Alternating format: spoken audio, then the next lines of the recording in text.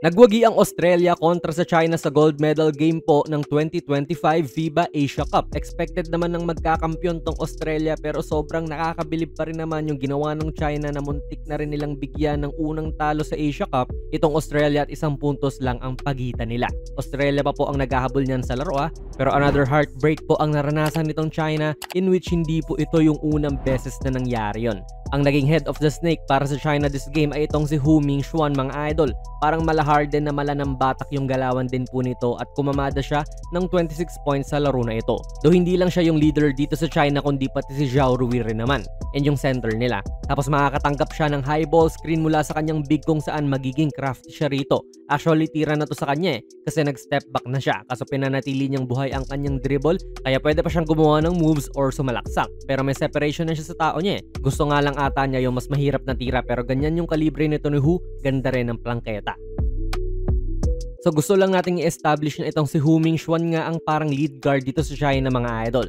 Isa sa mga naging dagok din sa depensa ng mga Aussie. As a Kaliwete myself, mahirap nga itong ginagawa niyang going left na pull up. Pero hindi tulad kanina na nag-pass up nga siya sa good look. Ngayon naman po, another chance na naman to sa kanya na may separation siya doon sa defender. At hindi niya na pinalampas to.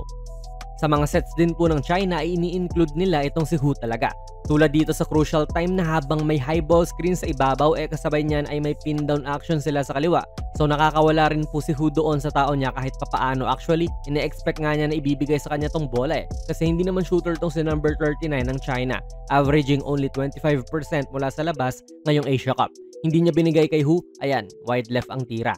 Now, heto na yung parang history repeats itself mga idol. Kaya bidang-bida sa atin si Hu sa video na ito kasi siya rin yung tumira na ito mga idol. At ito na yung final play ng gold medal game kung saan may chance po ang China na manalo rito pag nakashoot sila ng 2 o 3. Basically, any field goal kasi po 1 point lead lang ang Boomers ngayon. Ayan, makakatanggap po si Hu ng flare screen mula sa kampi niya, yung nagpakapos kanina. At simultaneously po ay may action dito sa loob kung saan itong si Zhao Rui ay makakatanggap din ng screen sa big man niya. So ganyan po yung concept ng opensa ng China. Ilang beses po yan na screen sa shooter at screen sa shooter yung mga play nila. Nagawa naman nila ang play at na cross-court pass dito safely kay Hu. Habol malala naman itong si Xavier Cooks dyan kasi final possession na nga. Then tandaan nyo yung gagawin ni Hu pagka step back, pumeke. At basically good look naman po yung nagawa niya dahil sa fake na iyon. Heartbreak nga lang sa China hindi pumasok. Coincidentally mga idol, similar din to sa laban ng Gilas at China sa Asian Games noong 2023 kung saan nga nakarating ang bola sa kaliwa at ganun din may defender na nagko-close out kagad dito sa shooter na si Zhang Zhenlin. Then ayan, isang peke tapos good look naman din to sa in-check. Pero tulad nung laban sa Australia, mintis din. Actually dito sa laban sa Australia, feel ko naman po ay pwedeng umatake na lang si Hu kasi hindi naman nila kailangan ng tres pero siguro mas gamay po ni Hu yung tumira sa labas kasi kita nyo naman kanina kahit solidong depensa ay naipapasok niya yung tres. Tapos sa kontra niya rin yung momentum nito ni Xavier Cooks. Good look na nga naman din talaga, sadyang hindi lang din para sa China to. Huwag nyo kasing agawan yung anyong tubig namin, ayan tuloy. Pero bigyan natin ng credit tong China mga idol no, walang import yan tapos sila pa yung may toughest road na pinagdaanan patungo sa championship kasi New Zealand ang nakatapat nila sa semis pero naman handle nila. Then muntik pa nilang talunin tong Australia. Noong una, naghahabol pa po ng 15 tong mga Aussies at nakambakan lang sila.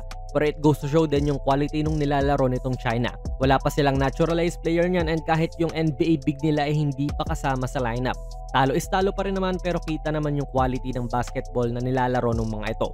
Naturally hate naman natin sila pero kung plain basketball lang ang usapan lalo na sa edisyon na ito ng FIBA Asia Cup solid din naman sila. Maganda yung sistema nila at kita naman sa laro yun pero na history repeats itself rin sila this game.